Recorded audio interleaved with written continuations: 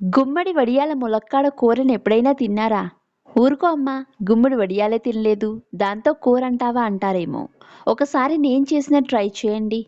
వద్దన్న మీ నోరే వదలకుండా తినేస్తుంది. అంత బావుంటుంది రెసిపీ. ఇదైతే మా అమ్మమ్మ రెసిపీ అండి. చిన్నప్పటి నుంచి అండి మా అమ్మమ్మ పిండి వడియాలు, గుమ్మడి వడియాలు బాగా వేపేవారండి. పిండి వడియాలు మాత్రం బాగానే తినేదాన్ని కానీ, ఈ గుమ్మడి వడియాల్ని మాత్రం నా దరిదాపుల్లో కూడా రానిచ్చేదాన్ని కాదు. అలాంటిది ఒకసారి మా అమ్మమ్మ ఏకంగా వీటితో కూరే వండి నాకు పెట్టారండి. అమ్మమ్మకి ఆ కూర వద్దు అని చెప్పలేకపోయాను. ఏం చేయాలో తెలియలేదు. ఇష్టం లేకుండానే అన్నంలో కలుపుకుని ఒక ముద్ద తిన్నానండి. అంతే, ఒక్కసారిగా నా మైండ్ బ్లాక్ అయ్యింది. ఎంత టేస్టీగా ఉందంటే ఆ రోజంతా మా అమ్మమ్మతో అమ్మమ్మ కూర చాలా బాగుందని చెప్తూనే ఉన్నానండి. అప్పటి నుంచి అమ్మమ్మ అయితే ఎప్పుడు ఈ వడియాలు పెట్టినా ఖచ్చితంగా నాకు పంపిస్తుంది. నేను కూడా ఈ కూర ఖచ్చితంగా చేస్తానండి.